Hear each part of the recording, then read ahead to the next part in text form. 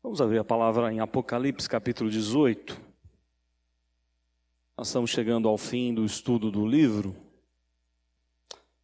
Nos diz assim a palavra do Senhor. Depois destas coisas, vi descer do céu outro anjo que tinha grande autoridade, e a terra se iluminou com a sua glória.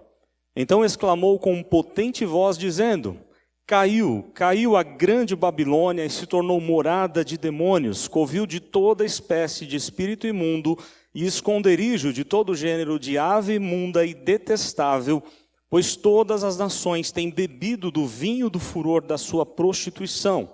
Com ela se prostituíram os reis da terra, também os mercadores da terra se enriqueceram à custa da sua luxúria.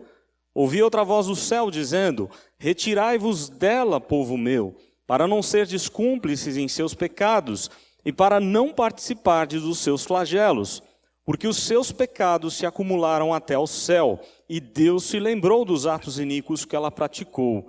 Dai-lhe em retribuição, como também ela retribuiu, pagai-lhe em dobro segundo as suas obras, e no cálice em que ela misturou bebidas, misturai dobrado para ela. O quanto a si mesma se glorificou e viveu em luxúria, dai-lhe em igual medida tormento e pranto, porque diz consigo mesma: estou sentada como rainha, viúva não sou, pranto nunca hei de ver. Por isso em um só dia sobrevirão os seus flagelos, morte, pranto e fome, e será consumida no fogo, porque poderoso é o Senhor Deus que a julgou.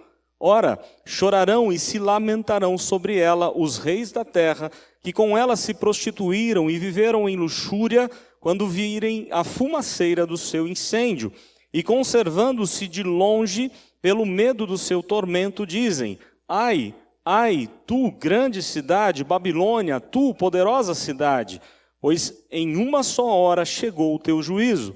E sobre ela choram e pranteiam os mercadores da terra, porque já ninguém compra a sua mercadoria de ouro, de prata, de pedras preciosas, de pérola, de linho finíssimo, de púrpura, de seda, de escarlata e de toda espécie de madeira odorífera, todo gênero de objeto de marfim, toda a qualidade de móvel de madeira preciosíssima, de bronze, de ferro, de mármore, e canela de cheiro, especiarias, incenso, unguento, bálsamo, vinho, azeite, flor de farinha, trigo, gado e ovelhas, e de cavalos, de carros, de escravos e até almas humanas.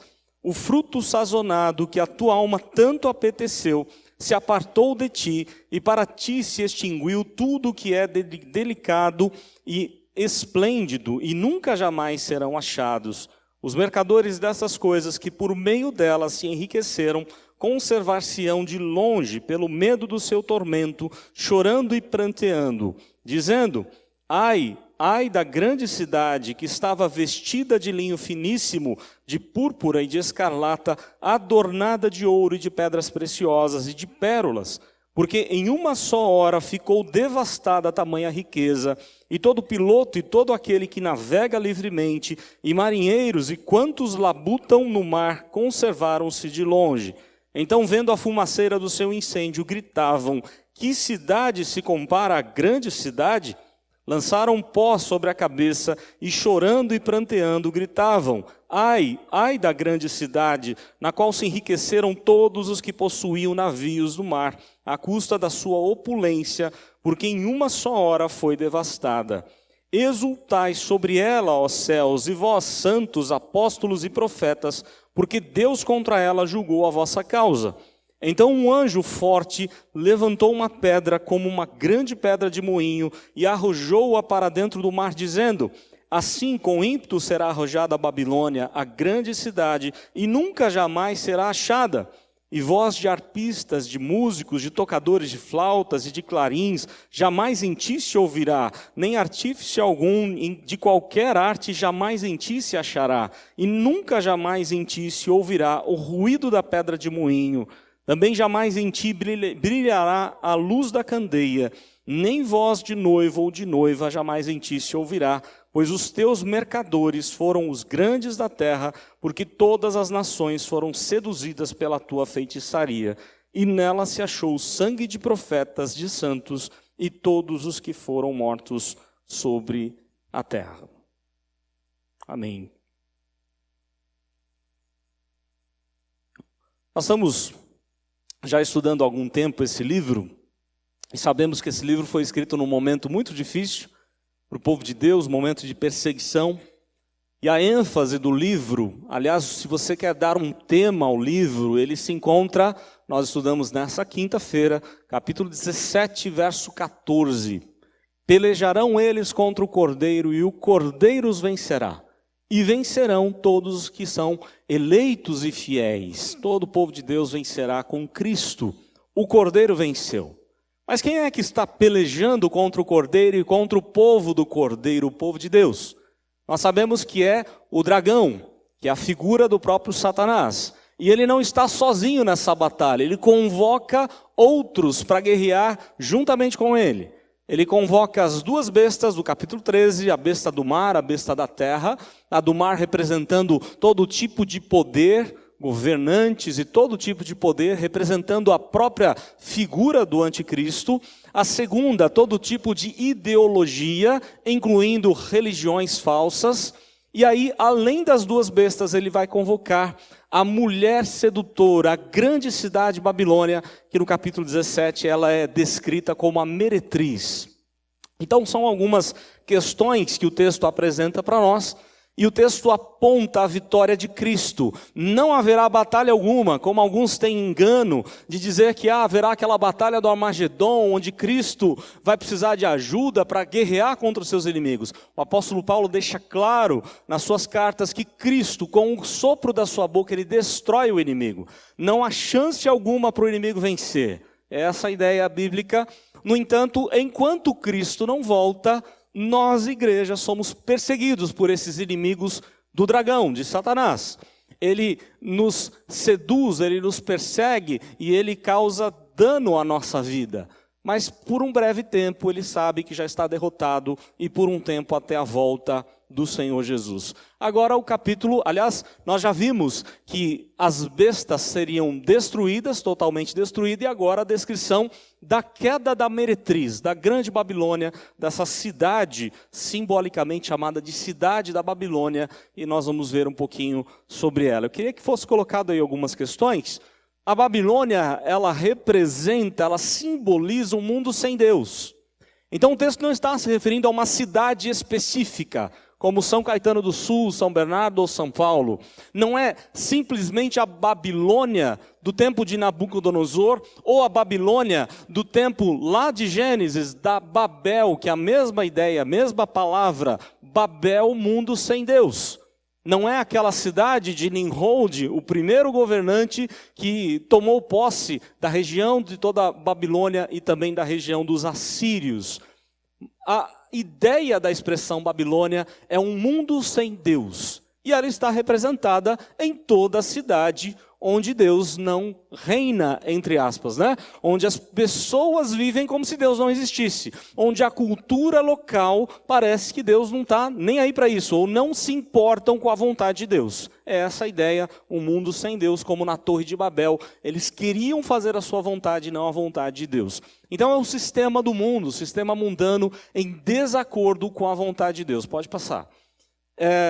E aqui é interessante, porque quando você olha para a palavra de Deus, há algumas diferenças muito interessantes. Porque a igreja, ela é apresentada como morada de quem?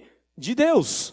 A igreja é selada pelo Espírito Santo de Deus, ela é propriedade exclusiva de Deus, não é isso que a Bíblia aponta desde Êxodo 19, e vai se repetindo em diversos textos, principalmente no Novo Testamento, onde Paulo vai mostrar que nós somos o quê? Templo de habitação do Espírito de Deus. E a Babilônia? E esse sistema mundano é morada dos demônios, conforme o capítulo 18 de Apocalipse diz. Então olha só, enquanto a igreja é morada de Deus, do Espírito de Deus, o mundo é morada de demônios. O sistema ilícito, demoníaco que Satanás coloca para seduzir a gente, para tentar tirar a gente do alvo, fazer a gente se desviar e pecar contra o Senhor. E a Babilônia, simbolicamente na Bíblia, ela é apontada não só por esse nome Babilônia como cidade, mas Babilônia, Assíria, Sodoma e Gomorra, Egito e a Babilônia do tempo de Nabucodonosor e a própria Roma. Na verdade, para João, para o momento em que ele está escrevendo, a Babilônia a que ele se refere é Roma. E a esperança de João é assim como todos esses impérios caíram. A profecia da palavra de Deus, profecia registrada principalmente em Daniel, a Roma vai cair também, porque Deus nunca vai atrás, Deus nunca volta atrás da sua palavra, e Roma caiu no 5º século, não mais existe o Império Romano, mas representa todos os impérios sem Deus durante toda a face da terra, ou durante toda a história da humanidade. Então nós temos algumas questões importantes aqui que eu queria compartilhar com a igreja, pode passar adiante, porque o texto fala... Esquece Apocalipse 13, porque é 18, eu esqueci de alterar. O texto vai falar aqui do julgamento dessa Babilônia, o julgamento do Todo-Poderoso contra a Babilônia, contra o sistema do mundo. E a primeira lição que o texto apresenta para nós é a prenunciação, o anúncio, o prenúncio daquilo que vai acontecer com a Babilônia, com o sistema mundano. Os versos de 1 a 3 deixam isso bem claros para nós. Então, primeiro, versos de 1 a 3, falam do prenúncio da queda da Babilônia. Um anjo aparece, o texto diz que João tem uma nova visão, um anjo vai aparecer com grande autoridade e ele vai iluminar tudo com a sua glória. Luz dada por Deus. A expressão usada aqui por João demonstra que essa luz não vem do anjo, mas vem de Deus. É Deus quem ilumina o anjo, assim como nós também somos iluminados pela luz de Cristo. Nós não temos luz própria, mas nós refletimos a luz de Cristo como igreja, e esse anjo, ele reflete a glória de Deus, porque o anúncio que ele tem para fazer é um anúncio muito importante. E aí no verso 2, o texto diz que ele vai exclamar, não com pouco volume, mas com uma voz muito forte, e vai dizer: caiu a grande Babilônia, e se tornou morada de demônios, covil de toda espécie de espírito imundo, e de esconderijo de todo gênero de aves imundas e detestáveis. Olha só, o sistema que Satanás criou para nós aqui, para os seres humanos de alguma forma geral, é um sistema que, olhando, parece legal. Mexe com os prazeres da nossa carne, da nossa inclinação voltada para o pecado. No entanto, o resultado que esse sistema traz para nós é morte. Lembram que dizia Provérbios? Há caminhos que ao homem parece direito, mas o fim desse caminho resulta em morte. E você pode notar isso em qualquer coisa que está ao seu redor. Basta ligar a televisão ou acessar a internet e você vai ver um mundo de ilusão, um mundo tão bonito que não existe. Porque na verdade esse mundo jaz, como diz lá João na sua carta, o mundo jaz no maligno. Ele está enterrado nas armas de Satanás. Infelizmente, o mundo está assim, mas não é do maligno. Nós sabemos que ele é o parasita, é um reino que ele tenta se colocar como rei dos reis, mas ele não é rei algum, nada é dele. No entanto, ele quer nos persuadir a viver de acordo com a vontade dele, não de acordo com a vontade de Deus. E aí o texto vai dizer que esse mundo, esse sistema, é morada de demônio e coisas totalmente abomináveis a Deus. Quantas coisas ao nosso redor que são abomináveis ao Senhor. Quantas coisas ao ligar a televisão, e você vai encontrar isso quer no jornalismo, quer no todo tipo de entretenimento, ideias que invadem a nossa mente, que atormentam a nossa mente para fazer a gente se acostumar com aquilo que está errado. Para fazer a gente aceitar o pecado, como se fosse apenas um pecadinho. Qual o problema? Mas é o sistema que Satanás usa para tirar a gente do alvo. E aí o texto diz que esse sistema um dia vai cair. E o anúncio aqui é muito importante, porque dá essa ideia de algo relevante para o povo de Deus. Chegará um tempo em que todo esse sistema sedutor do mundo vai terminar, vai cair. O verso número 3, pois todas as nações têm bebido do vinho do seu furor e da sua prostituição. As pessoas sem Deus estão embriagadas do pecado. Elas estão atormentadas por toda sorte de demônios. Porque elas não conseguem ver a glória de Deus, elas não conseguem entender a verdade de Deus, conforme Paulo escreve a Timóteo, elas preferem aquilo que traz coceira no ouvido, contos de fábulas, mas não a verdade. E a palavra de Deus diz que é a verdade que liberta. Mas infelizmente as pessoas estão cegas pelo ídolo desse século, conforme Paulo escreve aos Coríntios. Então o texto vai falar que as nações todas se prostituíram, os reis da terra, os governantes se prostituíram com essa grande Babilônia, com esse grande sistema. Os mercadores da terra se enriqueceram à custa da sua luxúria. Nós estamos vivendo essa realidade hoje, aliás, a humanidade sempre viveu essa realidade. A busca desenfreada pelo prazer, o hedonismo, o prazer a qualquer custo, não importa se isso agrada ou não o coração de Deus. Eu quero realizar as minhas vontades. Essa é a ideia do ser humano sem Deus, do sistema mundano, oferecer prazer a qualquer custo. E esse era o grande alvo de Roma, os circos de Roma, as grandes festas romanas. Pessoas vinham de muitos lugares para ali em Roma praticar todo tipo de promiscuidade, todo tipo de idolatria, todo tipo de culto a demônios. E Roma era assim vista como uma cidade maravilhosa, uma cidade cheia de luz de glória, quando na verdade essa luz era falsa. Era morada de demônio e todo tipo de prostituição. Então o texto vai mostrar aí a prenunciação. Esse sistema um dia vai cair. Quando Jesus voltar, aliás, eu já falei aos irmãos que João está contando a mesma história no livro do Apocalipse por 7 vezes. Nós estamos na 6ª vez. E a ênfase dele é sempre a mesma. Quando Jesus voltar, as coisas ficarão como deveriam ficar. As coisas ficarão da seguinte forma: o pecado não mais tem poder algum, o pecado todo é completamente destruído, e tudo aquilo que nos faz pecar não existe mais. A Babilônia vai deixar de existir, será totalmente destruída. Então, primeiro, até o verso 3, a prenunciação. A partir do verso 4, de 4 a 8, a exortação. Porque agora a palavra se volta para o povo de Deus, para a igreja do Senhor. E olha só, a palavra é dura. Diz assim: ouvi outra voz do céu dizendo: retirai-vos dela, povo meu, para não serdes cúmplices em seus pecados. Nós não somos povo nosso, né? Eu não sou de mim mesmo. Nós somos de quem? Propriedade exclusiva do Senhor. E é isso que o texto está dizendo.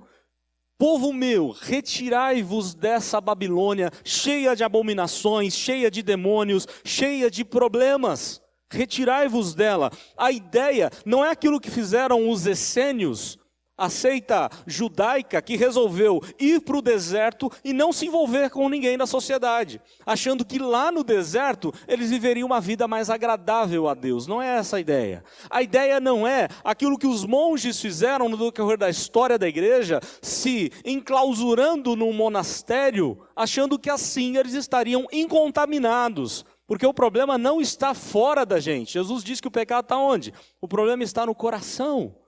Aquilo que procede do nosso coração. Já foi dito que se você deixar uma criança, um bebezinho, dando só alimento para ele, trancado num quarto, ele vira um monstro. Ele precisa de educação, ele precisa da palavra de Deus, ele precisa de um não na hora certa. Ele precisa de instrução e orientação, porque há um pecado dentro de um bebezinho agindo com todo o poder. Então, na verdade, a ênfase aqui não é que nós vamos nos afastar do mundo. A partir de agora eu só vou ter contato com incrédulos. Com pessoas que não, aliás, com crentes, né? Eu não tenho mais contato algum com incrédulo. Eu não vou mais trabalhar. Ou se na minha empresa, ou no local onde trabalho, tem pessoas que não amam a Deus, então eu não trabalho mais. Não é isso que o texto está ensinando. Porque não é isso que Jesus ensinou em João 17. Ele diz assim: não os peço que os tires do mundo, mas que os livre do mal. O que o texto ensina para nós é que nós não podemos viver nesse mundo fazendo as mesmas coisas que a Babilônia faz. Porque assim seremos cúmplices dos seus pecados. Olha só, que palavra duríssima. Assim nós receberemos o mesmo juízo que ela vai receber. Porque de Deus não se zomba, a Bíblia diz. Se você semear discórdia, se você semear pecado, se você semear morte, vai colher tudo isso. E é essa a ideia. Jesus não está sendo injusto com a Babilônia. Ele vai dar apenas o que ela sempre deu a todos os povos. Ele vai dar aquilo que ela mesma plantou. Então o texto diz que nós não podemos agir da mesma maneira como a Babilônia, como o mundo age. Nós temos que agir de maneira diferente, não viver nos pecados dela, para não participar também dos seus flagelos. Os irmãos lembram que já estudamos as 7 taças da ira de Deus? Aquelas taças cairá sobre todo aquele que não teme ao Senhor. Aquele que é chamado na Bíblia, não como um cidadão de Deus e do céu, mas o habitante da terra, aquele que não liga para Deus, que vive a vida como se Deus não existisse. Ele vai sofrer as taças da ira de Deus, os flagelos da ira de Deus. E nós, povo de Deus, não podemos agir da mesma forma, para não participarmos também desses flagelos. Verso 5.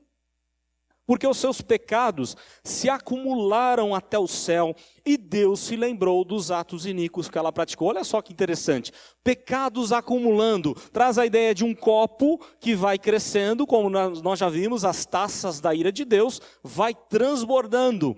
Ou a imagem aqui é como de uma massa que vai sendo levedada e vai crescendo, crescendo, crescendo, até atingir os céus. Ou uma outra figura que essa mesma expressão nos dá, é algo que começa a incomodar a Deus, um cheiro, um mau cheiro que incomoda a Deus. E aí a gente lembra de alguns textos, como aqui mesmo no Apocalipse, quando Jesus escrevendo a uma igreja, ele diz o quê?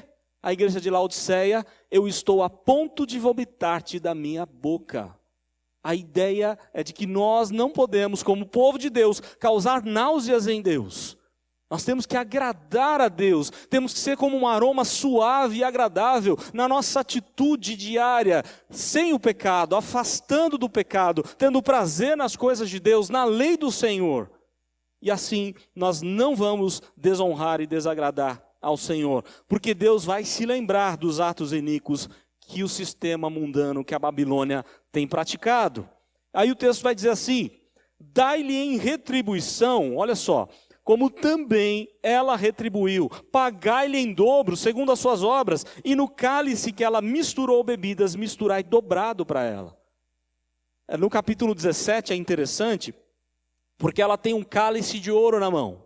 A Babilônia, a meretriz, a mulher tão bonita e sedutora, montada numa besta, na primeira besta, no próprio anticristo, no sistema do poder mundano, de todo tipo de governo mundano, ela tem um cálice de ouro. E quando você espera que num cálice de ouro tem uma bebida cheia de morte, de podridão, a ideia é essa: por fora, para seduzir os homens, ela aparenta uma bebida belíssima, maravilhosa, mas quando os homens experimentam veneno de morte.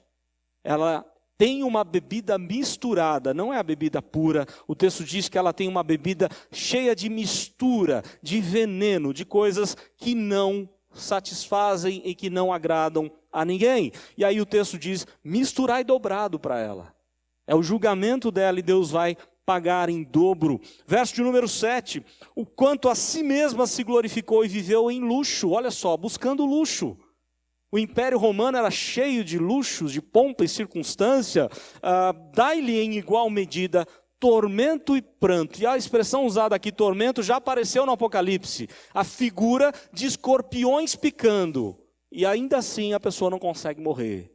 É algo de muita tortura, de muita dor. É isso que esse sistema mundano e todo aquele que vive nesse sistema e que não se arrepende dos seus pecados e que não recebe a Cristo no seu coração vai experimentar no final dos tempos. Os próprios demônios, como se fossem escorpiões, maltratando, torturando, e isso vai acontecer com todo esse sistema. Tormento, tortura, pranto, luto. A ideia aqui, a expressão é luto. Porque ela diz consigo mesma: estou sentada como rainha. Olha só, eu sou rainha, eu mando, eu faço o que eu quero. Olha só, viúva eu não sou, pranto eu nunca hei de ver. Você já conviveu com gente assim? Ou quem sabe você já pensou assim? Eu me garanto, eu tenho um baita de um emprego, eu tenho uma baita formação, sou doutor, pós-doutor, As pessoas acham que as coisas da vida podem oferecer alguma coisa, quando a Bíblia diz o quê? Aquele que pensa estar em pé, veja que não caia. Se você acha que você é alguém, se você acha que você está livre dos problemas da vida, você está fadado ao fracasso, porque a Bíblia diz que nós somos apenas como a erva, e a erva se seca. Nós temos que ser humildes, considerar os outros superiores a nós mesmos. Paulo diz isso aos Filipenses. Nós não somos melhores do que as pessoas, mesmo se você tem poder. Aliás, talvez você esteja investido de poder como chefe de uma empresa ou como dono de uma empresa. Como que você trata os seus empregados, os seus subordinados? Achando-se melhor do que eles? A ideia é, a rainha, o sistema mundano age desse jeito. Mas o povo de Deus não pode agir da mesma forma. Nós temos que ser humildes e reconhecer que Deus é tudo em nós, nós não somos nada. E a expressão lembra pelo menos alguns textos. E eu queria lembrar 2 textos a partir desse verso. A queda da Babilônia profetizada por Isaías, que muitos confundem lá no capítulo 14, achando que a queda de Satanás não é Satanás, porque é profecia, fala para frente, é a queda de Nabucodonosor, onde o texto lá diz o quê? Que ele quis subir até as nuvens e tomar o lugar do Altíssimo, tomar o lugar de Deus. E muitas vezes nós queremos tomar o lugar de Deus, sabe quando? Quando a gente não aceita as coisas da vida. E a gente chega para Deus e fala, Senhor, se eu tivesse do seu lugar, eu não ia permitir essa enfermidade. Eu não ia permitir esse problema que eu estou enfrentando. Isso é idolatria. Isso é você dizer para Deus que Deus não sabe ser Deus e você é melhor do que Ele. Quantas vezes nós caímos nesse tipo de idolatria, mas Deus não quer que isso aconteça e por isso Ele já nos avisa. Uma outra lembrança, de novo, a Laodiceia. A igreja de Laodiceia, que se achava tão rica, tão cheia de vida, e Jesus diz o quê? Que ela não sabe que ela está morta, que ela está pobre, cega e nu. Olha só, o texto vai mostrar que esse sistema mundano é enganador o tempo todo. E aí o verso 8, por isso em um só dia sobrevirão os flagelos, os seus flagelos, morte, pranto e fome, será consumada no fogo, porque poderoso é o Senhor que a julgou. Capítulo 6 de Apocalipse, tudo o que está acontecendo aqui é resposta de oração do povo de Deus. Deus vai julgar, porque Deus responde oração, e Ele não está deixando tudo acontecer sem o comando de Deus. Aliás, a gente tem uma tendência de achar que parece que Deus não liga para a gente. O salmista, no 3º livro dos Salmos, tem vários salmos nesse sentido. E o salmista começa na sua crise, no momento difícil que ele está vivendo, ele começa a dizer, Senhor, por que o ímpio prospera tanto? Aquela mesma ideia de Abacuque, lembram disso? Quando Deus fala para Abacuque que vai invadir Jerusalém com os caldeus, com Nabucodonosor, ele fica com o seu coração completamente transtornado, porque ele diz assim, como assim, Senhor? Os caldeus são muito piores do que nós. Por que eles prosperam sobre nós? E às vezes a gente tem esse sentimento. Por que o ímpio prospera tanto? Deixa ele prosperar. Porque aquele que buscar as riquezas dessa vida e não se preparar para as riquezas do mundo por vir, segundo a palavra de Deus diz, ele vai experimentar os tormentos eternos. Vale muito mais as riquezas que Deus tem preparado para nós na eternidade do que as riquezas de hoje. E eu não estou dizendo que é errado você ter uma vida melhor, ter uma vida com mais conforto, estudar, trabalhar, não é isso que a palavra de Deus repreende. Mas se você fizer disso o seu Deus, o seu ídolo, assim como o jovem rico, lembram disso? Que saiu cabisbaixo, entristecido da presença de Deus. Então você está como um miserável. Conforme Jesus mesmo diz, aquele homem que ajuntou tudo em celeiro e diz, agora eu estou bem tranquilo. Mas naquela noite, Deus pediu a alma dele. E aí? A hora do encontro com Deus, não adianta o seu nome, não adianta quanto você tem na conta, não adianta os seus títulos de estudo, mas sim adianta se você é servo de Cristo, se você tem Cristo no coração. Então o texto vai mostrar para nós, não somente a prenunciação da queda da Babilônia, mas a exortação ao povo de Deus. A partir agora do verso 9, o texto vai mostrar o lamento, as lamentações daqueles que a vida toda, a história toda, foram enganados por essa Babilônia, por esse sistema. E olha só, o verso 9 diz, chorarão e se lamentarão sobre ela os reis da terra. Porque os reis da terra que na maioria deles são a própria figura do anticristo, é muito difícil você pegar um governo, durante toda a história da humanidade, que foi um governo sério, que cuidou do povo do jeito certo e que glorificou a Deus. A maioria esmagadora dos governantes não estão nem aí para o povo. Aliás, quando a palavra de Deus nos profetas exortam o pastor não era quem cuidava da vida espiritual, o pastor era o governante, era o rei. E o profeta dizia da indignação de Deus, porque as ovelhas estavam sem pastor. E a ideia é governantes que não pastoreiam, que não cuidam do povo. Há exortações diversas nas Escrituras, nos livros dos profetas, com respeito aos reis, porque esses reis só querem saber do seu próprio bem-estar. Aliás, nós olhamos para esse quadro aqui, já vemos os políticos do Brasil encaixando totalmente aqui. Não é? Olha só, os reis da terra, pode colocar aí, os políticos, né? Que com elas se prostituem e vivem em quê? Em luxúria. Porque eles fazem um monte de coisa para o bem deles. Eles estão sendo tratados nos melhores hospitais, enquanto o povo está sofrendo numa fila do SUS sem ter atendimento. E é isso que acontece, entra governo, sai governo, esses governantes estão seduzidos e dominados por essa sedutora Babilônia. E infelizmente isso vem acontecendo de muitos e muitos séculos. Conservando-se de longe pelo medo do seu tormento, eles dizem: na hora da Babilônia cair, esses governantes vão dizer: ai, tu grande cidade Babilônia, tu poderosa cidade, pois em uma só hora chegou o teu juízo. Eles vão chorar amargamente. No capítulo 17 a figura é, eles vão desprezar essa Babilônia, porque eles foram enganados. Eles achavam que tinham segurança nela. Como é triste quando a gente acha que tem segurança nas nossas coisas, nos recursos que estão ao nosso redor, porque a nossa segurança tem que estar em Cristo. Só Ele é a nossa segurança. E aí o texto vai dizer que vão chorar sobre ela, vão prantear também os mercadores. O lamento não é só dos reis, dos governantes, dos investidos de autoridade, mas todos aqueles que estão voltados para o comércio, para a economia de uma forma geral. E aqui há algumas ideias bastante interessantes. Os mercadores da terra, no verso 11, começam a chorar também. Por quê? Porque ninguém mais compra da sua mercadoria. Vamos dizer, talvez uma das mercadorias mais caras hoje no nosso tempo é o ouro, né? E parece que é um negócio. Assim que disparou o preço do ouro, o Brasil foi roubado aí com quase 1 tonelada de ouro. Só que vai chegar o dia que esse ouro não vai valer nada. Não vai adiantar nada você acumular ouro a vida inteira, se você não acumulou tesouros nos céus.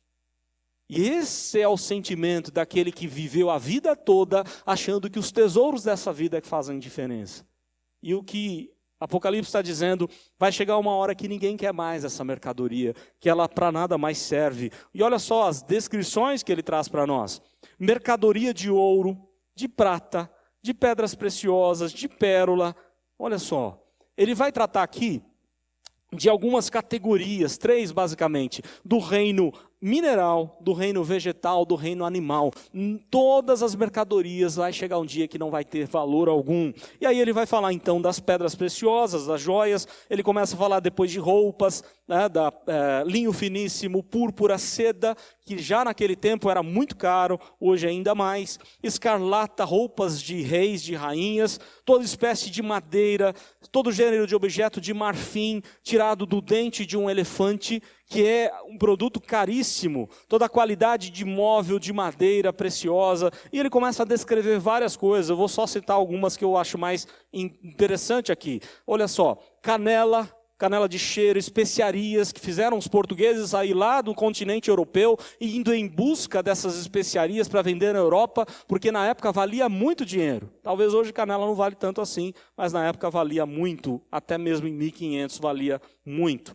O texto fala de unguento, que é a palavra para mirra, um dos produtos mais caros que a humanidade tinha, e aliás um produto que foi um dos presentes recebidos por Cristo. O texto vai falar de várias outras coisas, fala assim, do vinho, do azeite, produtos importantes para o povo de Deus. E é uma curiosidade,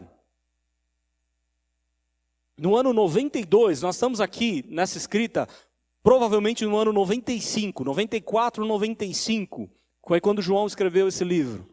No ano 92, Domiciano baixou um decreto, e os italianos aqui vão ficar horrorizados. O decreto de Domiciano era destruir todas as vinhas e proibir a produção de vinho. Olha como esse homem era a própria encarnação do anticristo. Como assim? A Itália é sem vinho, não é? É claro que eles não obedeceram, eles esconderam e continuaram a produção.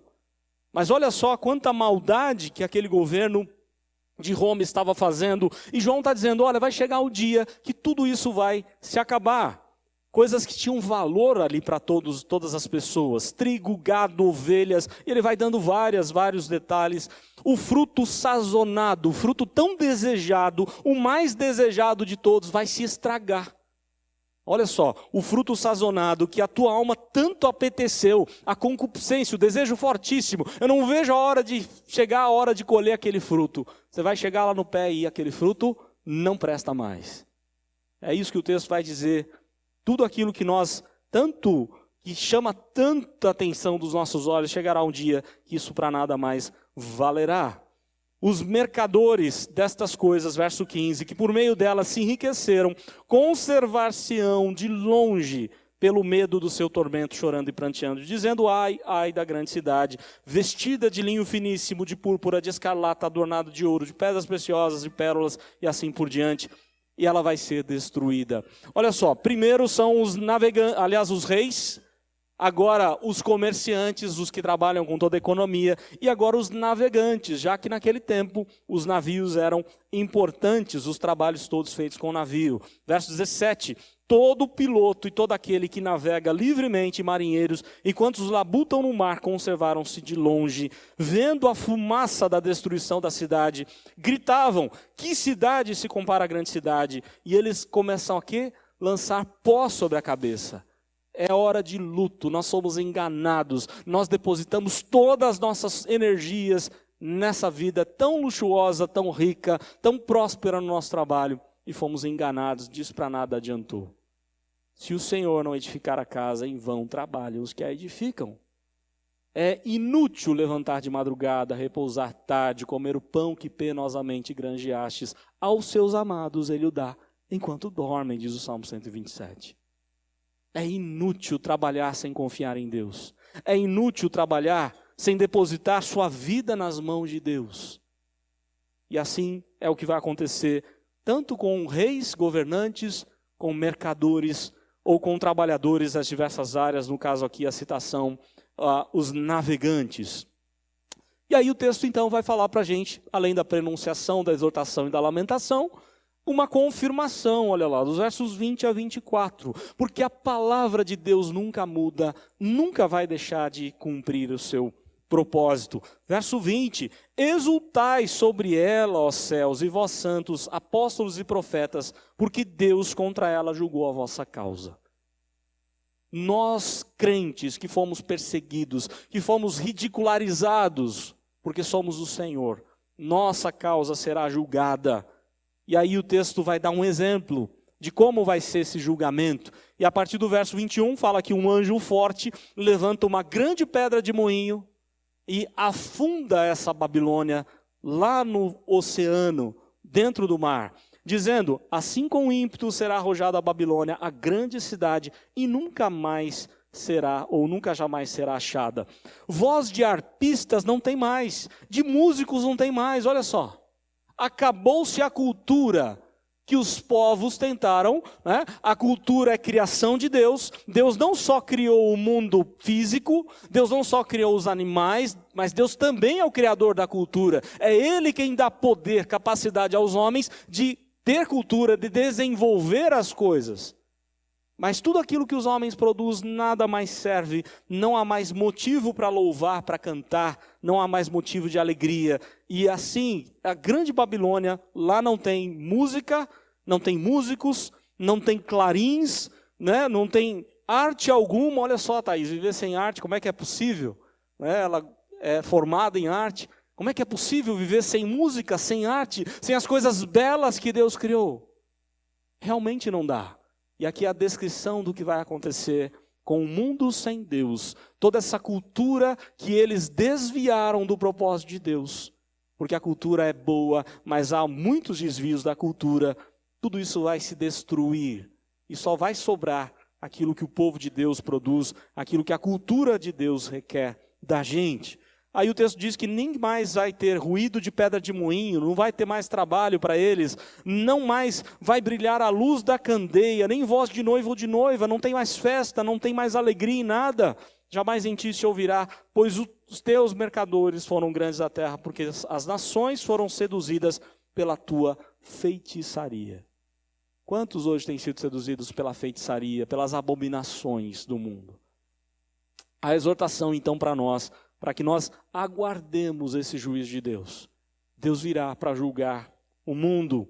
Nela, verso 24, se achou sangue de profetas, de santos e de todos os que foram mortos sobre a terra. Deus vai julgar o sangue de cada um dos crentes. Todo aquele que não se voltar para Deus, que não tiver Jesus, nesse dia do encontro com Deus, ele está completamente condenado, não tem para onde fugir e ele está acabado. Que Deus nos dê a graça de poder levar o máximo de pessoas possíveis a Cristo, para que elas não experimentem essa mesma dor que a Babilônia sentirá. Que Deus nos dê a bênção de levar pessoas a louvar, a adorar o nome do Senhor. Eu não sei se eu coloquei mais alguma coisa aí para o final, tem? Então vamos lá. A aplicação. Mulher versus meretriz, olha só, mulher igreja, meretriz, a grande Babilônia que seduz. A quem você pertence? Qual grupo você faz parte? A igreja, o grupo da mulher ou a meretriz, a grande Babilônia? A Nova Jerusalém ou a grande Babilônia? Aí acabou? Tem mais? Acabou, né? Muito bem. Deus assim nos abençoe.